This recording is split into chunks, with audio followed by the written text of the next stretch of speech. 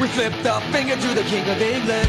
Stole our country from the Indians. With all on our side and guns in our hands, looking for our home. Build a nation dedicated to liberty, justice and equality. It doesn't look that way to you, it doesn't look that way to me. Sickest joke I know. Listen up and I'll tell you who I am. Just another stupid American. Hello and welcome to Congress of the Working Class. I'm Mike. I'm here with Johnny and Swervy. Hey. What's up? All right. So just to get everybody's feathers in a bunch, let's talk about the bunker man, gentleman who decided in Alabama. Was it Alabama? Why we call the Alabama Alabama. bad? Huh? Why we gotta go with bunker? Because lots of people live in Alabama, not that many people have bunkers. You're supposed to equate him with what stands out. Yes, and what stands out? Thank you, Fox News. I didn't say lie. I said equate him with what stands out. That's right. Because you can't say he's white. There's a lot of them. Yeah. Is he? I'm pretty sure, yeah. He lives in Alabama. Isn't that pretty much a given? There's a lot of black people in the South. Not in Alabama. Yeah, but do any of the black people have bunkers? Maybe. Yeah, that's one of those. That's one of those things that I think is a majority white people, kind of like serial killers and other things like that. Yeah, they're the bunker nuts. Yeah. What's funny is the consideration of serial killers. They don't really add like gang violence into those statistics. I'm sure it would be pretty different if that were the case. Well, it's a different kind of killing. Yeah, there's a big killing difference between gang violence and like chopping somebody's head off and like eating the brains. Well, that's wearing their face as a mask. Yeah. Yeah, I'd say there's some differences there. Oh, I broke my pen. That makes me sad. But yeah, the guy, he jumped on a bus, grabbed a kid. Was the kid his? I don't know. No, he tried to grab two kids, but I think what they were saying, one passed out, so he couldn't like drag them with him. So he grabbed a kid. Kid's got Asperger's. I shouldn't be laughing at that, but it's like that whole just play dead. Yeah, pretty much. Yeah, that's the liberal defense mechanism. But yeah. So the bus driver tried to stop him. Apparently, he shot the bus driver like 4 times. Awesome. And he's supposed to go in court. Supposed to be in court the next day for firing a gun at his neighbors after a dispute. And if that bus driver was armed, that never would have happened. Seriously. If he just had a shotgun up his ass that he could have pulled out and shot the guy, it would have been all fine. It could have been a handgun, which would be more logical in that particular situation. Oh boy, oh boy. But yeah, pretty much the guy, and yes, it is a white dude, by the way. But yeah, he's pretty much been in there for like 4 days now, and they really have no way to get him out. Are they still in there? Yeah, it's still in there. Holy shit. I thought they got him already, so he's still in the bunker with this kid? As far as I know, yeah. Oh, wow. Yeah, today was the 4th day. Crazy-ass white people. And they're having conversations with him through a pipe. Apparently he had a PVC pipe that you could communicate with him with. I'm not sure why they don't just drop some kind of gas in there to knock his ass out, but that's just... dosage. You can actually kill people with tear gas or sedative gas. It happened in Russia when the Spetsnaz response team, there was a hostage crisis in a gymnasium, and the Spetsnaz was dispatched to respond, and they let this gas off in the gymnasium to knock the people out, and it ended up killing like a whole bunch of kids. It's the whole Chechen rebel thing. I was just going to say, yeah, that was the Chechens. The Chechens took over the school or something. Yeah, but it was the Chechen separatists, but it was the Spetsnaz, their response team, that the state response team that actually killed all those people. It was a real big issue back then, over there. Yeah, they weren't really. They were kind of more interested in getting to the people than they were actually, worrying about the kids. But yeah, I think they kind of blew up part of the building too, didn't they? Yeah, I think so. Yeah, that was like a real big mess. I did a whole report on the Chechnya and all that back in the day. But yeah, I mean, yeah, I guess it is a confined space too, so that doesn't help. But apparently he's got all the essentials down there. He's electricity, food, and cable TV. So they're doing okay down there. The kids are watching television supposedly. How does he have cable TV?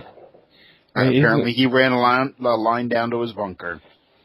No, but I mean, isn't like page 1 of the playbook to kill the power and all that other stuff, and communications with the outside world? I think the issue is the kid has Asperger's, so they don't want to like upset the kid too much. So they're just kind of leaving it on so the kid can watch TV. How humane of them. I know, right? It's very weird. I don't know. To me, it's just I don't know. Preppers, not to knock people that are preppers, but prepping. We'll do it anyway, right? The thing that I see with preppers, and it's not with all preppers, but like especially the ones they showed on like the National Geographic show.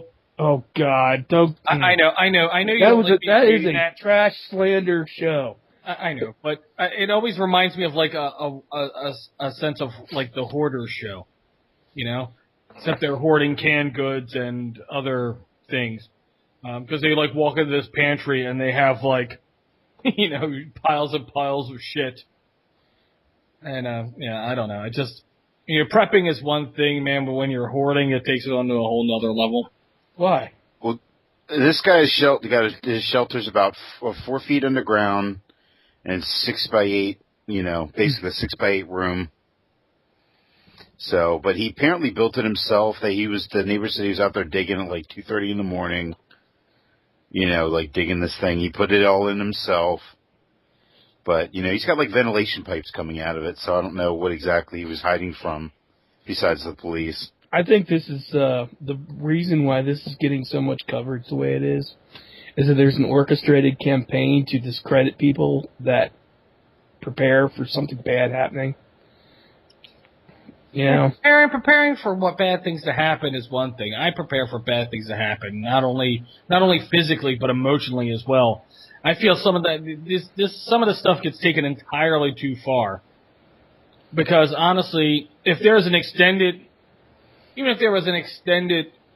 fight between, say, the citizens and the government, over time, the prepper would kind of fall out anyway because they would wind up being equated as the same group of people because you would still need people to fight by your side for the scenario to happen.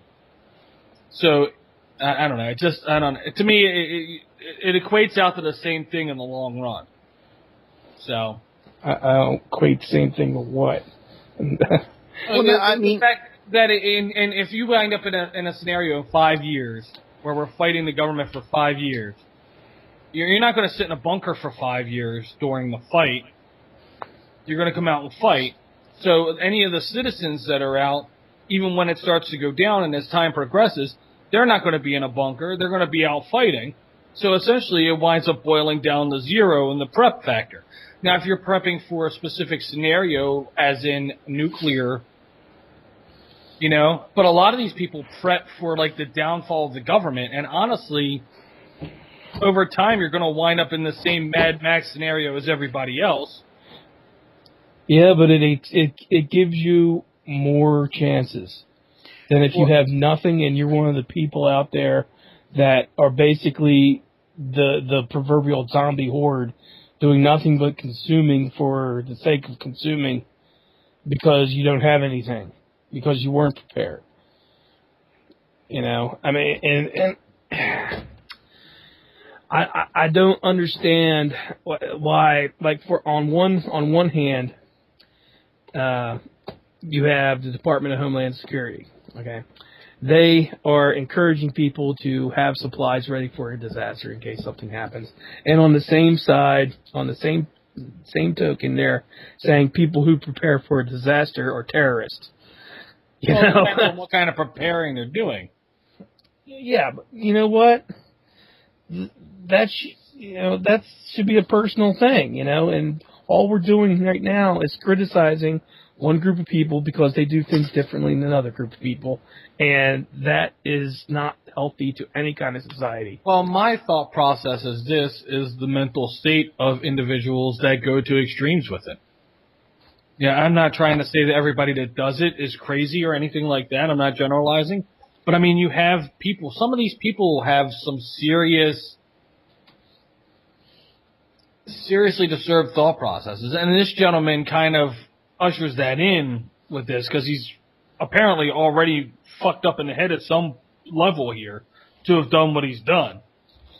So, I mean, it comes down to extremes. When you've got somebody that does, and that's with anything. And, I don't even think it's that odd to build like a bunker. I mean, think about how many people built fallout shelters back in the 50s.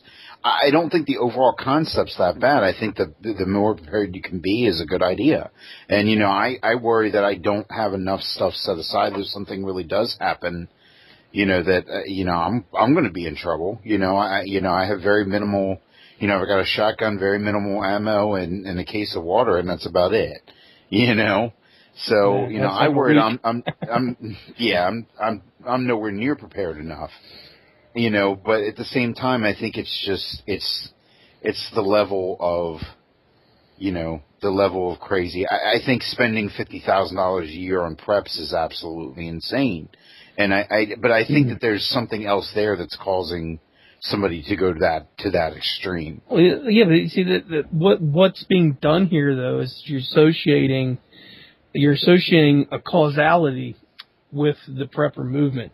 You're saying he's a prepper, he's crazy, or he's a prepper to this degree, he must be crazy. And that ain't necessarily the case. Well, no, we were really just doing that just to get you stressed out. Well, but no, in all reality, I don't think that way. I don't think that just because he's a prepper, he's crazy. I think because he walked onto a bus, shot a guy, and grabbed a kid that he didn't even know, and took him into a bunker, it makes him freaking crazy. Yeah, that's the thing. But you have to admit that the media is going to sensationalize it because there is something about him that stands out, whether you agree with what that makes him stand out, that's what they're going to call him. He's going to be the bunker guy. If you Google bunker right now, I guarantee the news story will come up because that's what's different from him than everybody else. Yeah, so of course they're going to make it stand out. But then it's going to be we have to do something about these people who have bunkers. Well, right, and it's like the guys in California that robbed the bank with body armor, right? Right. So 4 guys walk out of the bank. They walk down the middle of the street, firing automatic weapons, wearing body armor. Takes a little while for the cops to take them down. What did California follow that up with? Well, they gave everybody what they're calling now an assault weapon. Well, no, they banned California actually banned body armor. Mm-hmm. A private citizen couldn't own body armor after that incident. Not because owning body armor, which is really a protector, that truly is something, you want to say you're defending your family. That's truly something that's defensive. Right. But here they went and banned it because a couple guys used it to rob the bank. Well, because it makes it harder for the police to enforce their will. I mean, But yet they didn't ban the car that they used to get away in, so, Yep. But... No, I mean, excellent point. I like that. But it really doesn't make any sense. And actually, the funny thing is, the first thing I thought when I heard this story was, Jesus, they're going to try to ban bunkers now, and everybody's going to have a hissy fit about that. And that's going to be, this is why we built the bunker, people. Well, what it'll be is that the next thing is that I'm sure the next thing I'm sure will be you'll have to have some kind of bunker building permit or something. I'm surprised they aren't on people about permits for that stuff anyway already. Yeah. Well, it would fall under probably zoning, if anything. It's not like, I mean, you can make changes to your property, I mean, that's not illegal. Yeah, but I would think that if you're going to have an underground structure that's made to house people, I would think you would have to have somebody come in and check structural integrity and all that stuff. Only if it's that depends, and that's actually I've actually looked at this, and there's a bunch of laws in the books, and it varies from place to place.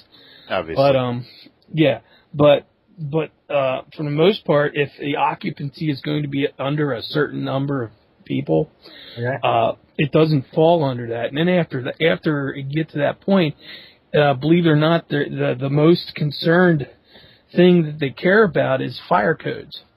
Okay. More than anything else, and it falls under but doesn't the fire code say a bedroom has to have a window that's big enough that somebody can get out of? At least in Maryland it does. Maybe. You can't consider a room a bedroom unless it has a window big enough that a person can get out of. I don't know. I mean, because I've been in plenty of houses where there are bedrooms without windows. But they're not legally considered bedrooms according to the state. Okay, well then, when you sell the house, you say it's a room. Yeah, a lot of people just say it's a den or an office. A den or an office or a bonus room is the new big one. Bonus room? A bonus room. It's a whatever you want to do with it room. Right. Well, it's an all-purpose room. The thing is, it's you know, as long as it's not impacting your neighbor, and local zoning doesn't prohibit the construction, you know, as far as you know, you have, like some places you need to get a permit before you put a shovel in the ground, you know, for anything. And I would assume you'd have to call Miss Utility and, you know, yada, yada, yada, yada. Yeah, but if you're out in the middle of nowhere, you know, or you're in a rural area, nobody really cares because it's you know, it's not impacting. But most of the rules and regulations revolve around urban environments. The worst case scenario in the rural environment is going to be drainage impact on the watershed, you know, and you know, they might come after you with that, but you know, that's pretty. Unless you're doing some drastic shelter building, you know. Is that why you built your shelter out in the country? Well, that's where I'm going to build the shelter. And you're going to be too far away for me to come and visit you. Not necessarily. Wyoming's a long way away. Yeah, but you know, when once society collapses, you won't have anything else to do. That's true. Road trip. I got a friend out in Wyoming. You go fly. Let's go right out there and see what he's up to. You know, there's rules. There's going to be rules. You know? I'll probably get shot on my approach. Probably. Yeah. Well, you know, that's why we have rules. Yeah, because you have to cross the Midwest to get out there. Can you imagine, you know, the Bible Belt in the Midwest if the society collapsed? Be a pretty safe place, probably. Not for outsiders. Wow. Yeah, it'd probably be like a, you know, it'd be like Cult Central. Yeah. Learn how to fly a plane. I already know how to do that. Yeah? I do. Okay, then. I'm not talking about a first-person shooter flying a plane. I'm talking about I'm not either. Okay. I know at least how to fly a Cessna. Okay, well, that's probably what you'll be able to find in a pinch. Yes. So speaking of little things that don't matter, we should move into the Falkland Islands. Good segue. Oh, in North Korea.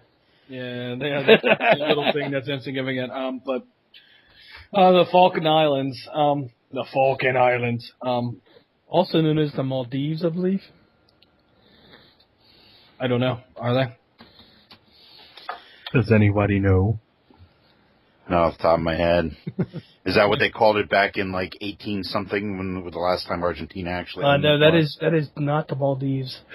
I just saw that word in a. Never mind. I'm wrong. Ignore that. Edit that out. Edit it. Okay. Apparently Argentina pulled out of talks with Britain over the islands. So I'm not sure if they're actually going to be, you know, if there's going to be a war that's going to break out over it. Yeah, they did before. So go ahead. There's step one in World War III. Step two would be Israel, Iran, and Syria. As Iran now said that they're not going to attack Iran, but they are going to attack Syria. Well, Israel just recently bombed Syria. And then targets in Syria, supposedly in response to stray munitions landing in Israel. But But Iran said that if Israel attacked Syria by proxy, they would be attacking Iran, so Iran would attack Israel. Okay. So you have that scenario going on. And then you have Little Kim Jr. over in North Korea. The other small thing, it doesn't matter. Yes. He is now, he's claiming that, let's see. It says, this week, new UN sanctions pushing the North's successful December rocket launch. They're punishing the North's successful December rocket launch have elicited a furious response from Pyongyang. Strong hints that a third nuclear test is coming, along with bigger and better long-range missiles, all-out action against its sworn enemy, the United States. And on Friday, a threat of strong physical countermeasures against South Korea if Seoul participates in the sanctions. It says, sanctions mean war, said a statement carried by North Korea's official Korean Central News Agency. It says, in the face of international condemnation, North Korea can usually be counted on for such flights of rhetorical pique. In recent years, it threatened to turn South Korea into a sea of fire and to wage a sacred war against its enemies. Well, in all fairness, we do basically talk about them as if we're at war with them already. So, Well, we've been that's why the demilitarized zone still exists, because we are still basically at war with them. Yeah. This is just pretty much it's a Cold War, essentially. Right. So, and the reason why nobody's fighting is because China's on one side, America's on the other, and we make too much money off of each other. I would like to point out that the Chinese were the ones that actually extended the Korean War for another few years because they supplied troops and supplies, basically, to fight. Pilots and everything else. I think they were sending their pilots up in Korean planes, weren't they? No, they were Chinese planes, if I'm not mistaken, Chinese MiGs. Basically, China said, okay, well, we're going to fight with you, Korea, against the capitalist incursion, or whatever you want to call it. I guess it was the United Nations at that point. And so, have a vested interest in this, for a long time. Where the hell do you think North Korea gets its, all its toys, Right. I'm sure China's still kicking stuff in there, even there's sanctions. Yep. But I don't know. I think it's messed up because I don't think anybody. I would hope that nobody is stupid enough to use another nuclear or atomic weapon. Well, they will. It's only a matter of time. Yeah, because it exists, it'll be used. Yeah, but it's existed for 50 years, and it hasn't really been used against anybody that you know of. I'm pretty sure we would hear about a nuke going off. You gotta remember, the only country to ever actively use atomic weapons against another country is the United States. Right. Moral high ground's kind of out the window there. Well, our moral high ground's been out the window for a very long time in this country. Most people in this country won't admit that, but... Well, yeah. But yeah, Are you saying that the reasonings for us using the bomb are incorrect, were incorrect at the time? No, absolutely not.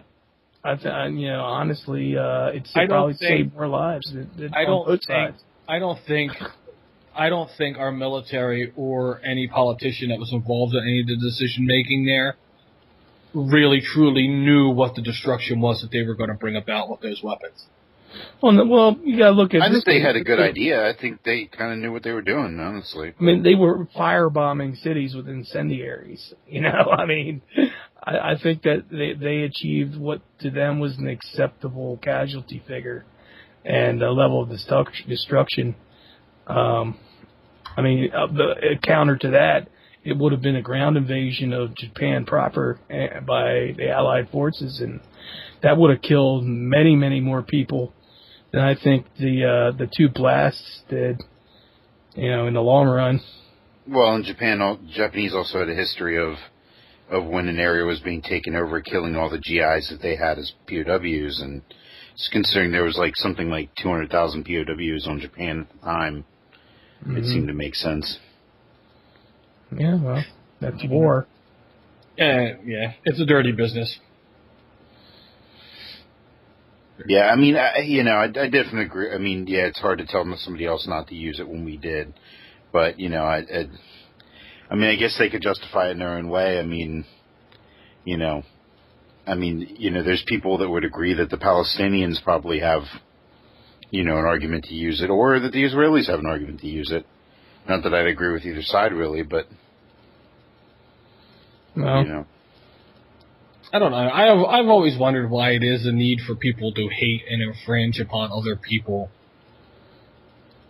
for whatever reason. I've never understood that. well, why are you a Democrat? I'm not a Democrat. You're a socialist.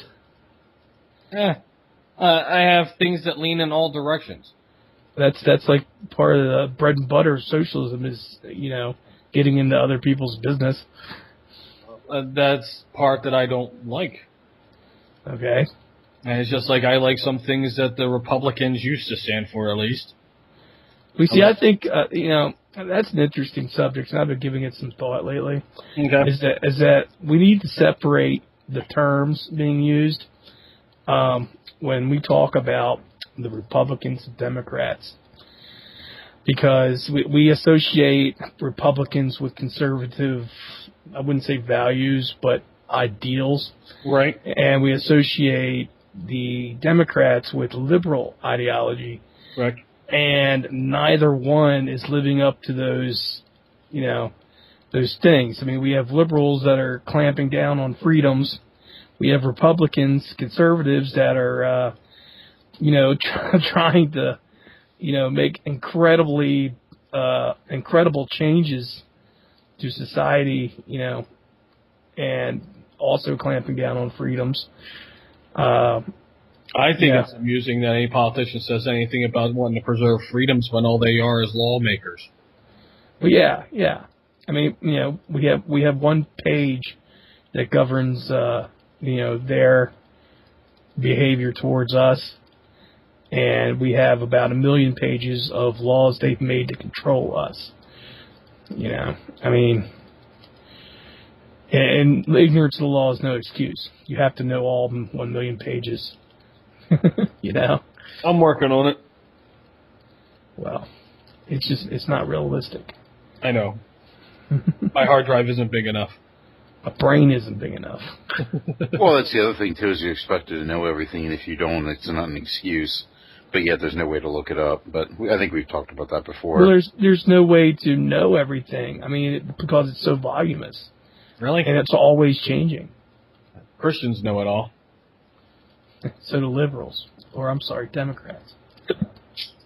Liberals. Oh, I'm sorry, communists. See, the thing that me and Johnny have always talked about before is that me and Johnny pretty much roll in the same direction, which is we are physically conservative and socially liberal. And I think that's what a lot of this country is. And the problem is that we don't see that in our politicians. Yeah, but they label themselves that way. Like we label the Democrats as liberals, or the Republicans as conservatives, and they both have for the fiscal policies of the Republicans is like what? You couldn't run a business that way. But oddly enough, a lot of those men are businessmen. Yeah, which obviously they're doing something right for themselves in their interests. Well, it's because it's them running it wholeheartedly without having to worry about really anybody else's input, and they're just making genuine good. See, a lot of the problem is any politician. Well, I happened to see a story today about a Republican. Well, I'm not going to say a Republican, a conservative blogosphere news thing is essentially defending the Holocaust and Nazism. Pretty much because Obama said something against it. And it's like, and that's what it's become in Washington, essentially, on both sides, which is if one side likes something, or they talk about something, the other one has to be diametrically opposed to it all the time. Exactly. So if you say Nazis are bad, the other sides are going to say, no, they were just misunderstood. So, I mean, To me, it boggles my mind that anybody thinks that anything can work in that scenario when you just intentionally take the opposing side. I mean, it's like they're in debate class where they're like, okay, you've been assigned this side, now you have to make a counterpoint. You know? Right. It's insanity, and these are the people that we trust with our lives, pretty much. You know? These are the people that are insisting that we give them more and more control over every aspect of our lives. You know, I was listening to C-SPAN the other day, and somebody on there made a really good point that I'd never thought about before. But basically, you've got this system set up where you've got these people that come in, and they really, I mean, let's be honest, it's impossible to know about every topic that a senator, congressman, whatever needs to know about, right? They just can't. That's why they have help, right? The political scientists. Right. Well, yeah. I mean, all the AIDS and everything else. Yeah, because HIV. it's, yep. But it's it's hard. They can't possibly know about everything, even if they're in business or whatever. They're not going to really know that much about anything else. So they rely on all these people. Well, these people only get paid, like a lot of the assistants or whatever only get paid like $30,000, $40,000 a year because there's not that much money to go around, and it's they're on a short time schedule and trying to figure out what they have to do, and put together packets of information on these things. Well, that's where all the lobbyists come in. Basically, this guy's trying to research a topic, and here a lobbyist shows up with a nice packet with all the statistics and all the information's right there, hands it off to the assistant, and that's what the assistant hands off to the politician. So, basically you've got a system set up where that's where all the facts come from, is the lobbyists from each side. Right. Even though probably neither side is actually giving fact. But, it's such an oddball system, and there's so much that they have to know about. I just say we just got to get rid of lobbyists. I've been saying it for a while. It's corruption. Yeah. Money in politics and lobbyists and special interest groups.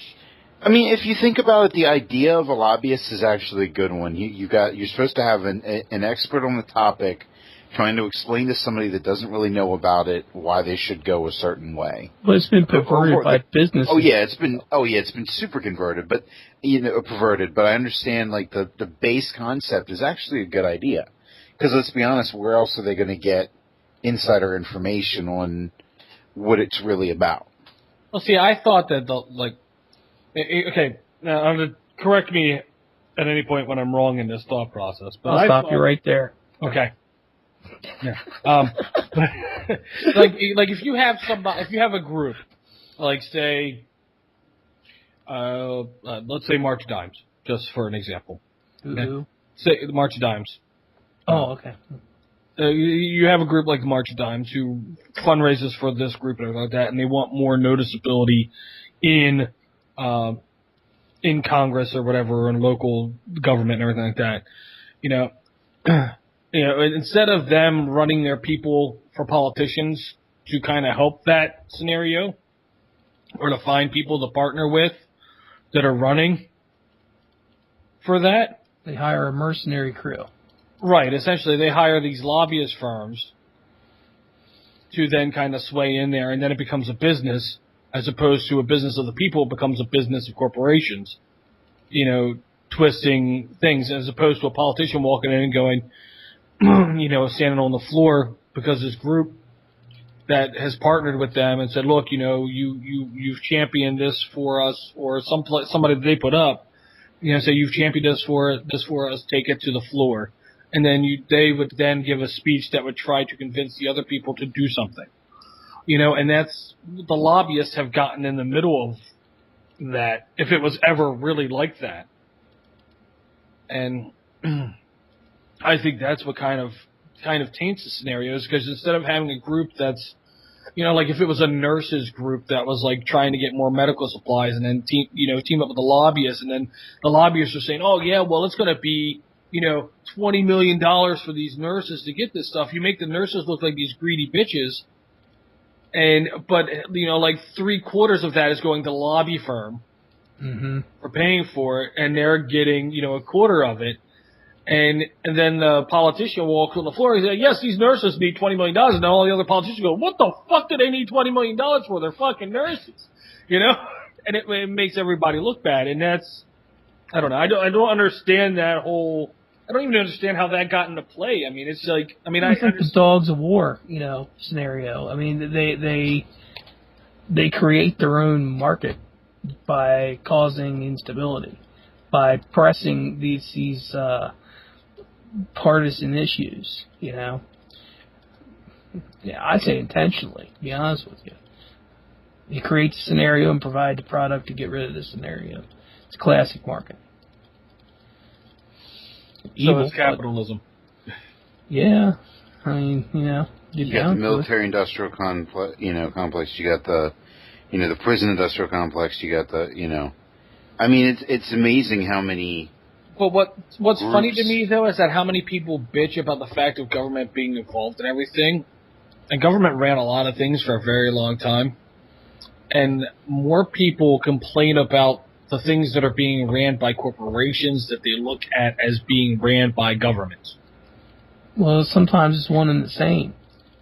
Well, and a lot of people don't understand that, up until a few years ago when I thought prison, I thought they all were run by the government. I didn't realize that there was a prison industry that is corporate and makes money off of, I didn't realize that schools have, contractors that come in and do school lunches. It's not done by the state. Mm-hmm. You know what I mean? So you have all these groups and, they make money off going as cheap as they can to provide kids lunches. And they don't want to go healthy and, well, I can tell you why that is. Organic and everything else because it costs them too much. Right. Well, I can tell you why that is. We've cut our education funding so much that they had to, instead of being able to supply their own stuff, they had to outsource to contractors because they had to be able to work the price down. Well, at one point I think the contractor was probably cheaper. At this point, I don't think it is anymore. Yeah, but it's probably on the books that it's required to be a contractor job now. Right. Right, and it probably is somewhere because somebody paid off some politician who got a law passed and got, told a couple of buddies that they voted for it, he'd vote for something they wanted and got this thing passed, and now it probably has to be that way. And it's messed up, and, I interned for the government when I was in college, and the office I was in, basically, they had a couple of positions that were contractor positions, which was fine if the people did the work. But they'd come in, decide they didn't like the position they were in, and they'd leave again. And in the 3 months that I'm interning over the summer, the same position had 4 different people in it. Because if they had been in-house hires, they would have either had to quit completely or do their job until they were able to find another one. Whereas being a contractor, the contractor could go back to their parent company and go, I don't really want to do this job, and they'd get moved somewhere else. And it was consistently happening where literally there was 4 different people in the same position. And every time you got to bring somebody in, you got to take the time to train them. Training wasn't done by the contractor. So all the government people and government salaries had to do the training. And they're wasting a ton of time and money. Where they should have just hired an employee. You also have the government worker unions involved there too. That temporary contractor employee gets full benefits of, and you have to pay them after they leave too. I mean, look at the budget, for the government and see how much is in back end spending on that kind of stuff, and it's like half or a quarter of the budget, on completely non-productive employees. Well, I don't know that the unions are necessarily at fault for the government contractors, but because a lot of that's at least where they were getting from. It was all their benefits were paid by the contractor. Okay. So it was just a matter of wasting the time training. It's just another inefficiency that honestly would have been better off just being run by the government.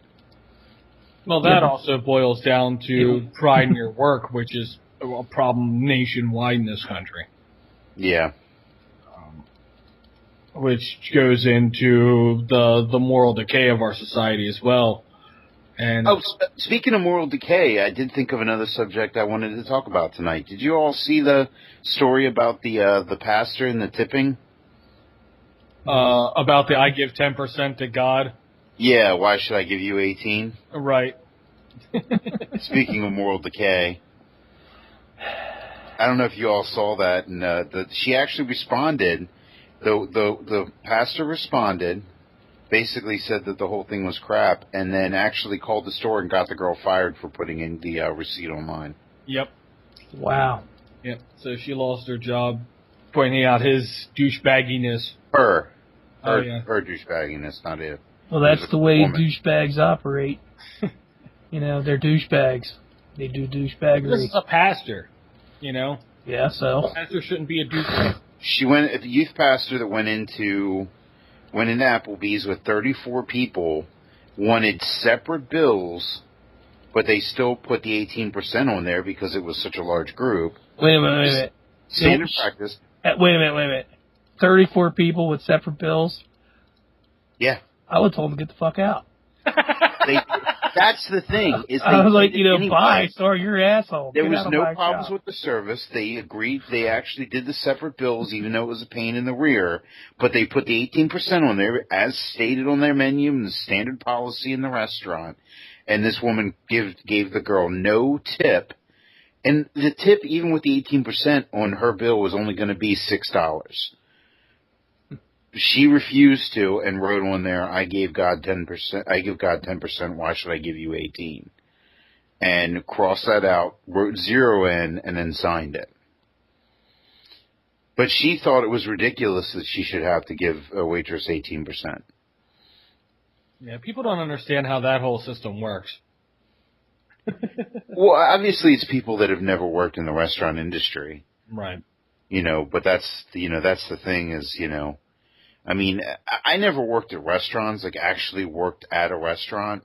And there's still things I don't get. Like, I don't know how I feel about tipping a carry-out person, but I'm told I should. So You've done food service, though, probably. yeah, but it was always like, I did like Subway, Domino. I did pizza places and Subway. Yeah, it's still food service. I mean, Coffee shop. But it's a little different in a restaurant, I think. I never had to actually, I was never a waiter. right. It was always direct service. I delivered food, man, and there are some people who you would take a $40 order to their door for them in snow, and they wouldn't tip you. Oh, But then you would have people that you would take a $5 sub to on a warm night, and they would give you a $20 tip. Yeah, Yeah, well, maybe not like that, but I delivered pizzas for a while. Now, I think the biggest tip I got was $12, and that was on like a $15 order. And then I had a woman that gave me a quarter after driving. I'm not even sure she was one of those people where she wasn't even technically in our territory, but we had delivered to her once. And therefore, she had when we refused to deliver to her again, she contacted corporate. And they said had to deliver to her kind of deals. Like she was technically out of our territory, but they made us deliver to her anyway because we already had once. Douchebag. And there's technique so for dealing with that. It was like a 25-minute drive out to her house, and she gave me a quarter. I would make sure her food never arrived on time ever again. We actually kept, I don't know about your all stories, but we actually kept notes on that. And if you were noted as a bad tipper in the computer, it didn't matter what order the pizzas came out in, you were getting yours last. And that's how we worked it. I've actually seen where like that lady, the quarter tipper lady, I actually didn't realize that she'd gotten breadsticks too, so I handed her a pizza, and I tucked my warm bag under my arm and did the whole money thing, and she goes, oh, I should have breadsticks too. I pulled the warm bag out from under my arm. I had actually crushed the breadsticks when I stuck the bag under my arm. I handed her the crushed, half-open bag and walked away. That's all. She was just giving me a quarter. A lot of people don't realize that part of the whole industry is tips. I mean, a lot of these people don't get paid a normal wage by law because they receive tips. That's at some point. It's a U.S. tradition. I think it's something that maybe we should look into getting rid of. They really don't do that in other countries. Why do we Why is that one of those oddball things we decided we needed to do? Why not just pay them a decent wage and not have to worry about it? I blame New York. I think it was because of the fact of trying to keep people friendly when they were waiting on people. Because if you're making $7 an hour no matter what, you're not really worried about the tips because you're making a wage, then you would really not give a shit about your customer service as opposed to making... But every European country does it, and obviously they can't have shitty waiters and waitresses everywhere. So it comes back to a general shitty work mentality in the United States. I concur, but I think the reason it was originally put there was to make people want to be more pleasant as to garner a larger tip. No, it wasn't. It was actually given before the meal. It stands for to ensure prompt service. I thought it was referred to as a gratuity. It is now. It wasn't originally. It was originally to ensure prompt service. So you're bribing the waiter. Yes, you basically gave the waiter money ahead of time to get them to get you your food and things faster. That was how it started. But then it ended up, turning into an after meal thing because, if you hand somebody money up front, you might not still get good service. So it ended up moving to the back so that you could, debate on whether or not your service was good enough to tip them. Yeah, but now that you have two different minimum wage standards as far as if you're in a job that gets tips, you have a lower minimum wage than you do with a job without tips. Oh, I know. I delivered pizzas for less than minimum wage, but I also got paid mileage and tips. Right. But, honestly, a lot of the time it didn't, you barely made minimum wage even with the tips. Right. Well, yeah, especially, gas and all. People seem to think it's okay to tip a pizza delivery driver $1 on average. Yeah, and that doesn't even cover the gas to get to your house nowadays. Right. And what's funny is that people always thought I was weird because I used to deliver. I would tip the pizza guy like $5. Right. My wife, back in college, my wife would order from the pizza place, and literally, Domino's was literally on the same street around the corner. And if they ordered from their phone number to their address, it took about a half an hour for them to get their pizza.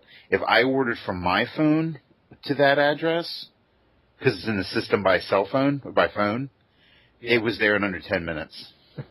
Every time. And they never understood why. I'm like, it's because I tip. Right, exactly. Especially the one roommate. The one roommate did not tip at all. If she called into them, there's sometimes it just didn't even show up. She'd call and they'd be closed. Like if she ordered it, because she also had the habit of ordering like 20 minutes before they closed. It just wouldn't show up. They didn't even care.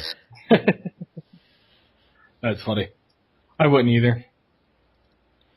But yeah, I don't know. I do worry about that with the work mentality. I think that's a lot of the problem in this country is, you got all these government employees that could give a shit, and their basic mentality is, when you have a saying like "good enough for government work," it says something really bad about your society. Well, they got they're secure in their positions. They know that short of like a congressional mandate, they have a job. No matter what they do. Or just something that they can directly be, even. Then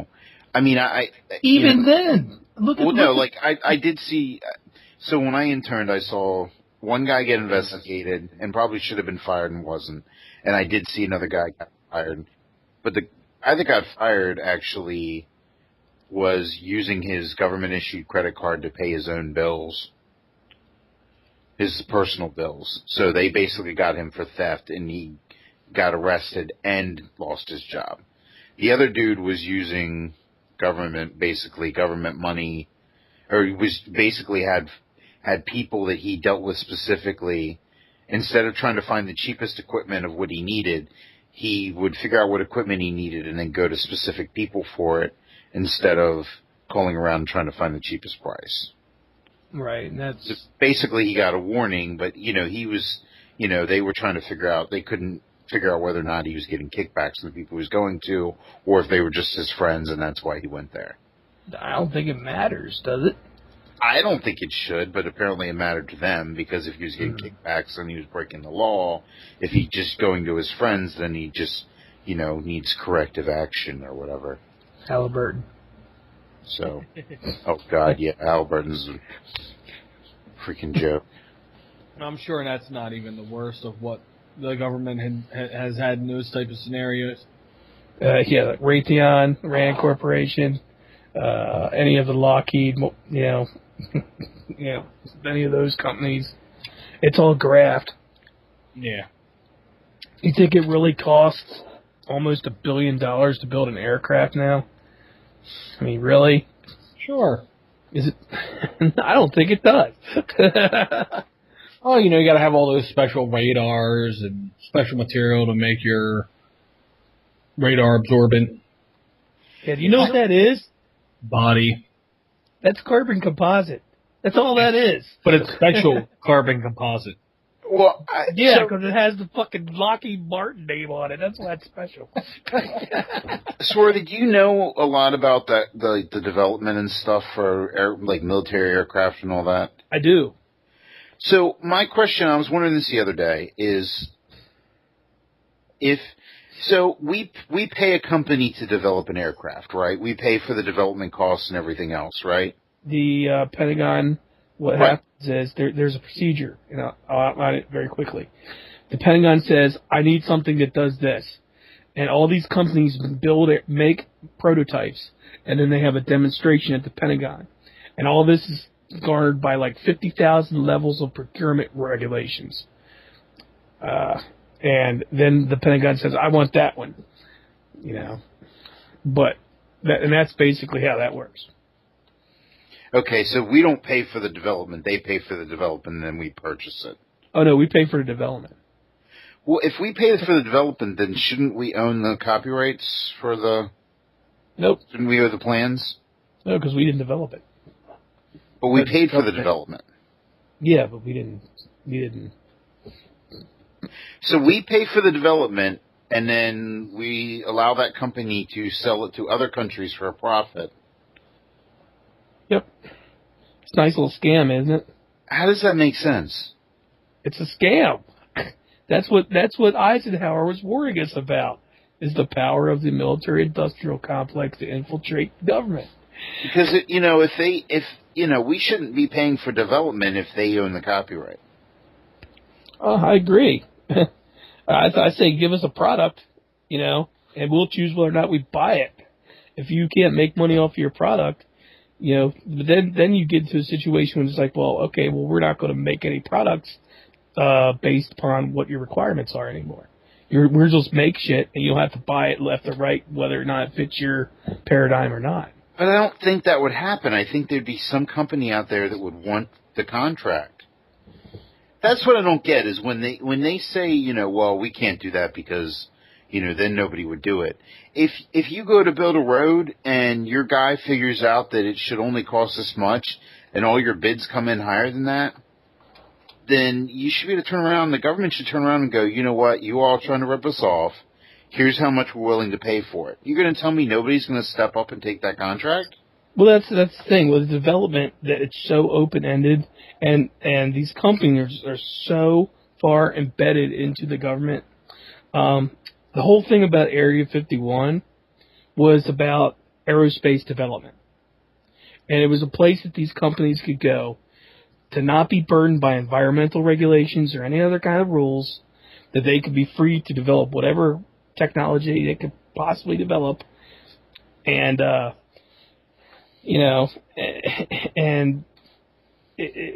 they have, there's a place in Los Angeles, it's owned by, I believe, Lockheed. I might be wrong on that, though. They call it the Skunk Works. It's adjacent to it. Actually, no, it's not even adjacent. It's right in the middle of Burbank or something. It's a really populated area. But they get all these accommodations there for operating. It's just that they're like a tick that's just dug itself in. They're warmongers. That's all they are. And warmongers in the past, we're talking about ironmongers, people who would make swords, will go out of their way to cause conflicts. And I see that happening today. I can't, I'm not going to give you exact examples because, I'd probably get sued for libel and plagiarism, you know. Yeah, but it's happening.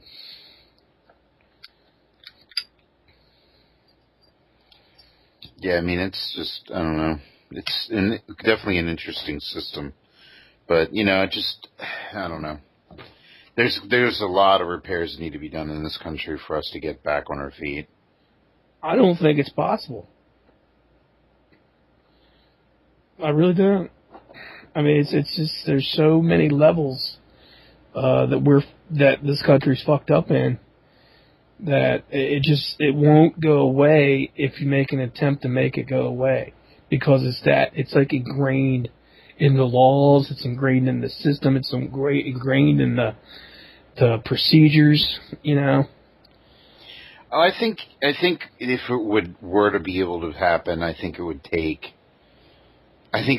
like a state doing it first and going through and kind of cleaning themselves up just to show really that it could be done. But it would still be corrupted by the federal system, because there's a continuum between the state and federal levels now. The states get funding from federal levels, and therefore the federal level gets to dictate what the state can do. Yeah. I mean, it's a single entity that's divided up into smaller parts, and that's part of the problem. And it wasn't always like that. Well, like they build a bypass in the county nearby, you know, and The inter-county connector. No. The actual the Hampstead bypass. Oh yeah, you know that's been on the books for 30 years. Right. Well, the part of the problem was figuring out how they were going to do funding, and what they ended up doing was a third of it was built by the state, a third of it was built by the county, and a third of it was built by the federal funding. And basically, or the town. Now, the town built a third, the county built a third, and the state built a third. And they all used separate contractors. But then part of what held it up a lot of the time was at the points where they met, in order to be able to get everything to match up properly, they had to get whatever inspector was required to be out there for whoever's side. They had to meet up. So they kept having days where they would have, you know, guys standing around doing nothing for 2 days because they couldn't get the county guy. The county guy would show up. The state guy wouldn't be there. And the county guy will be like, well, I'm not waiting around. He'd leave. 20 minutes later, the state guy shows up. He's not going to wait for the county guy to come back, so he leaves. And it would take 3 days to get him there at the same time, just to make a match point where the money was separate. Instead of putting the money into one, you know. That's just poor management right there. You don't but it happens constantly. Well, I understand it. That's the problem. But you got to have a single a hierarchy. There's no hierarchy there. There's a bunch of equals. And when you have a bunch of equals, all you get is disjointed, you know, efforts. Right, but if the state wasn't allowed to use their contractor, then they would have refused to put the money in. If the county didn't get to use their contractor, they wouldn't have put their money in. You know, it's amazing. Well, that project was also held up for 20 years because of a turtle. Yeah. You know. Turtle. I'm serious. There was an environmental impact that was required. Right. It was the bog turtle. Yeah. Yeah. Because one of the last remaining populations of them was in a pond that basically the bypass was going to go straight next to. Yeah, and it took them. I remember seeing plans for the bypass in like 1983, I think. Mm-hmm. And it was just completed like 3 or 4 years ago. You know, and it wasn't started until 6 years ago. 795. My grandmother moved to a community called Hathaway in Reisterstown, and when she moved in there back in the late 60s, early 70s, and when she moved in, part of the move-in paperwork there was this flyer about how they were going to build 795. Well, she moved out of there in like 1987 or 88, and they still hadn't built it yet. You know, and by the time they finally built it, they didn't build it big enough. They built it 2 lanes each way, and it wasn't big enough for what it needed to be. Yeah. So it's it's still not. They still haven't expanded it, but Well, the same way with Eddie Beltway's interchange. I mean, you look at what's the name of the road? It was supposed to be like I-195, and it basically they sawed a neighborhood in half with this depressed roadway, moved all these people out. And it was supposed to be part of an interstate, and it goes basically to where I believe UMBC Medical Center is. Mm-hmm. It's like the Martin Luther King area, Boulevard area in Baltimore. Yeah, I've used that before, yeah. Yeah, that was supposed to be an interstate. But it was canceled. It was supposed to hook up with the Interstate 70 and 695 interchange. But you notice if you're coming on down Interstate 70, you go on 695. It just ends in a U-turn. Well, it was supposed to keep going all the way across Baltimore and meet up with 95. Right. But they canceled it even after they did construction. So I mean, there's a lot of little stories specifically in the interstate system like that, where there's these roadways that are like. They've been so long and so stagnant in their development that they just get canceled even after the people put millions and millions of dollars into it. Right. And that's they're actually redoing parts of that, like the depressed roadway you were talking about. They're actually working on that right now and they're always redoing parts of it. But look at the Beltway. It's always under construction everywhere. Everywhere you go, there's construction on the Beltway. Well, my favorite on the Beltway was they took a spot where they could have easily they took a spot where you had the 95 split off, and basically you took a ramp to the right to get on 95, and you took a ramp to the left to stay on 695. What's about White Marsh? Yeah, and instead of doing that again, they spent like $6 million on a ramp so that both of them exit from the same side. Yeah, and they're beautiful arching, like huge arching roadway. Right. When all they needed was a little ramp to come off the one side of the road. Reason why they want to make it so that there are no left exits or merge areas. Why? Because why does it matter? It's the federal standard for the interstate system. In fact, I'll tell you what. Why? Why would that be a federal standard? Why can there not be a left exit? Because it's part of the interstate system. But that doesn't explain why it's still a stupid rule. Well, look at it this way.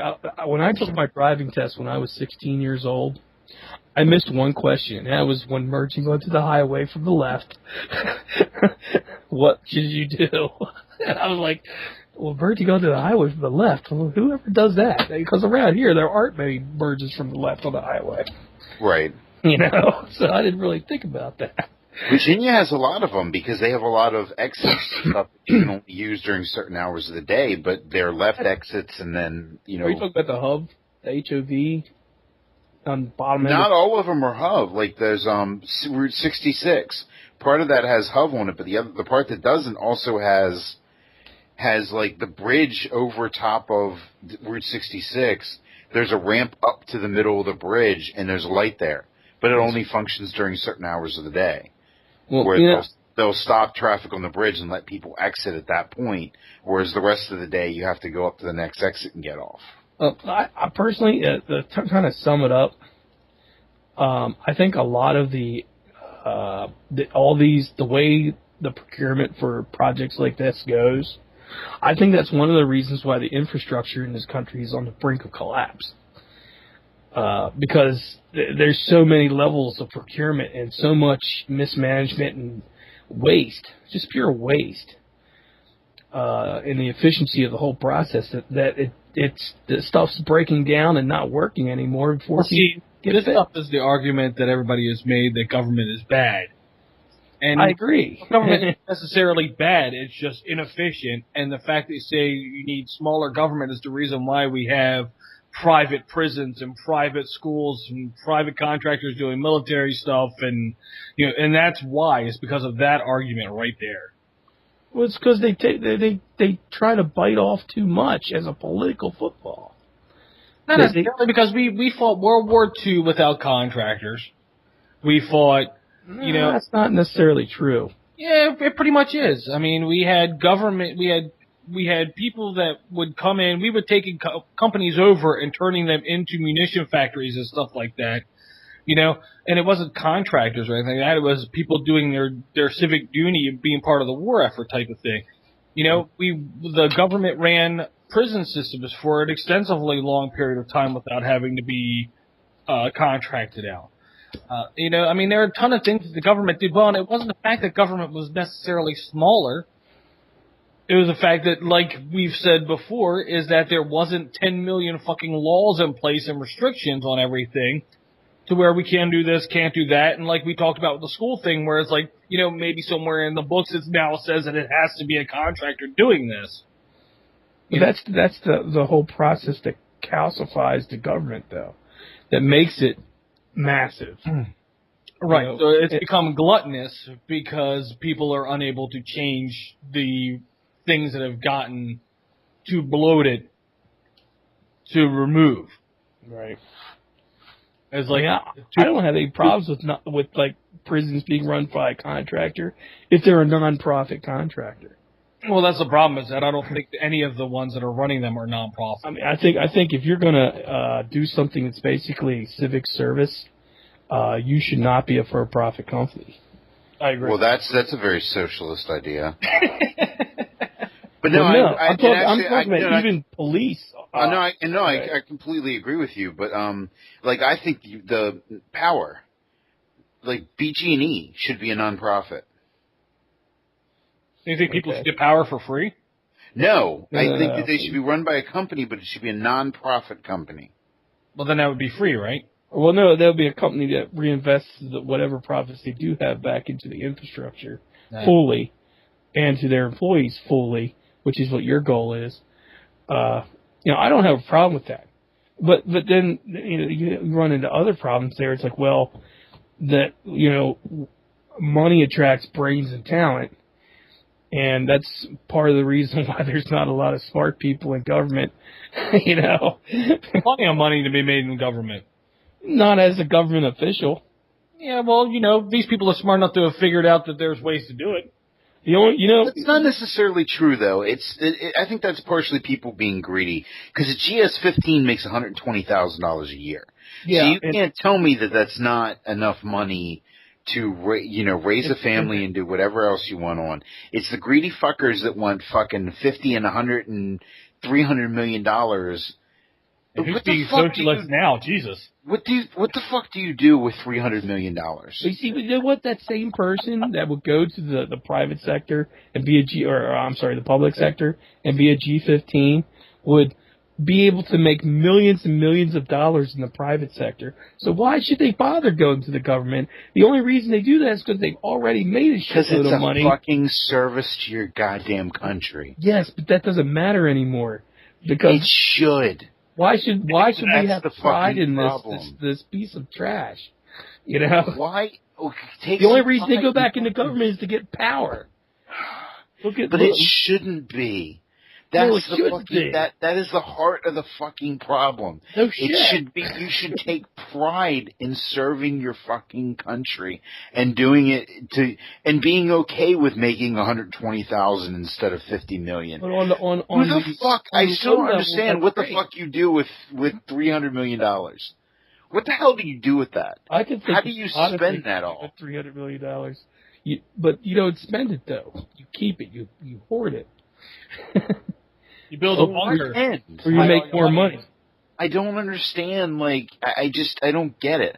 And don't get me wrong, I would fucking love to win the lottery, but there would be a hell of a lot I would do with it that wouldn't involve spending it on myself. I know one thing, I'd probably own an aircraft carrier or something. That's the ultimate bunker. And I'm sure I could probably find weapon systems for it, too, for the $300 million. You could probably go to Russia and find one pretty cheap. Yeah, I got. Well, that's what India did. They bought the. No, it was the Chinese, wasn't it? No, it was the They Indians. bought The Chinese did do. the Chinese bought the big double hull one that was in the Ukraine. Oh, the Volyev or whatever it was. Yeah. Yeah. They bought that sucker, and apparently it's up and running, but the technology they're using is not that all that great. But Well, it's a platform. I mean, that's the whole point.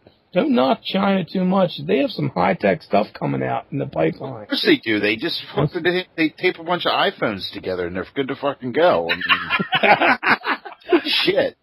Slap an iPad on the fucking dash, and you're good to go. I mean, they've come a long way from the Lend-Lease programs with other countries of tanks. yes, it's called reverse engineering. Yes, it is. Yes, it is. And since we make everything over there, they can reverse engineer it all. Yep. That was my other question is with the whole military-industrial complex thing. Are we making I know Hummers were made in like China for a while. Are we making our weapon systems in other countries? There was actually an issue with that recently about electronics. Apparently the Chinese, we were outsourcing, or one of our defense contractors was outsourcing a electronics component for a missile, like a cruise missile. And it ended up to come back with these chips, and there's this extraneous programming in these chips that they can actually do stuff. Like, if, let's say a missile's in flight, they can actually control the missile almost or something. It's crazy. And they ended up losing that contractor. Ended up getting a lot of deep shit about that. It's like a lot of if you get like these cheap ass little flash drives, little USB drives off the internet for like 33 cents for like an 8 gig drive. A lot of times they're loaded with viruses, like rootkits and stuff. Oh, wow. I mean, it's that was another issue that happened also. Because when you insert the thing, it installs a driver for that specific device. When you insert the USB thing, and that also installs the rootkit. Yeah. I mean, yeah. So yeah, I mean, and that's some subversive stuff right there. So yeah, we are outsourcing our technology to our defense technology to other countries as far as manufacturing goes. But I mean, I believe Congress actually started looking at that and making like something like a domestic content requirement, like a quota, and the types of things. That's why you keep seeing on websites now that this device is not eligible for export. If you like look on Amazon and stuff, right? Certain things aren't eligible for export, and I think that stems from that because I guess something in there could either be used for weapons technology or could be reverse engineered to compromise our weapons technology or something. All right. I wanted to touch back on that whole waitress and the pastor thing. Yeah. Okay. Because I was sitting here reading a story about it, and it's kind of messed up because the waitress wrote, she wound up, I don't know if she wound up giving this statement to somebody else or she wound up writing it online when she had posted the picture after the fact. It says, when I posted this, I didn't represent Applebee's in a bad light. In fact, I didn't represent them at all. Did my best to protect the identity of all the parties involved. I didn't break any specific guidelines in the company handbook. I checked. But because this person got embarrassed that their selfishness was made public, Applebee's has made it clear that they would rather lose a dedicated employee than lose an angry customer. That's a policy I can't understand. Well, that's easy to understand. Well, the employee doesn't make the money; the customers do. Right. What's kind of funny is that the smoking gun tracked down the pastor, and she said her note was a lapsing in her character and judgment, and that it has been blown out of proportion. She then said, my heart is really broken. I've brought embarrassment to my church and ministry. Yet she's not fighting to get that woman's job back for her after she's the one who called corporate. And the woman called corporate and said, I want everybody fired. And that was from the manager down. Yep. Wow. And I mean, that's just, poor form, pastor, poor form. Poor form Applebee's too. I mean, really. Yeah, really. I mean, and I go through that with where I work too, and you got to worry about making the customer happy like that, and it's like, and then they can call corporate and be like, I don't like this person's attitude, and next thing you know, you're, the bowling ball comes rolling down on you. Right. And to me, it's just silliness because it's like, if you didn't because there are some customers that I've watched coworkers almost punch in the face because of the way they talk to them. And I don't know if it's because they assume that since we're in retail that we are completely worthless. But I mean, they treat us like we're their children or a dog to be scolded sometimes. Why should you have pride in work if you're going to get treated like that? Well, I had today, we got a snowstorm this morning. My first job of the day, I couldn't make it to the house because I tried to get up the hill and almost went into the ditch because the road hadn't been touched. So I couldn't get a hold of the customer because the phone numbers weren't correct. So I canceled the call because then, through my supervisor, everything. And I got it back later as a corporate escalation. She had called in and complained to corporate, and corporate put it in as a must-go. That I had to go there regardless of the situation because they called and complained. So at that point, safety wasn't an issue anymore. Oh, no. It was a matter of, she called and complained, and therefore we had to go back regardless of whether we could get to her house or not. So, it went from, it basically... I would put the truck in a ditch. Because she complained, right, exactly. Because she complained, it became my safety became no longer an issue. It became an issue of we have an upset customer. Your safety wasn't an issue to begin with. I would have made it. It was in a sense because up until the point of the corporate escalation, I had the right to not go to the call because I couldn't make it there. But I agree with Swarthy. I would have put that fucking truck in a ditch. I almost did. I got about 20 feet up the hill and the rear end just kicked on me, and I ended up sideways on the road in the middle of the hill, and then trying to get turned around and back down the hill. I missed a mailbox by about 6 inches, and I had to basically, I kind of got partially into somebody's driveway, got it turned around and came back down.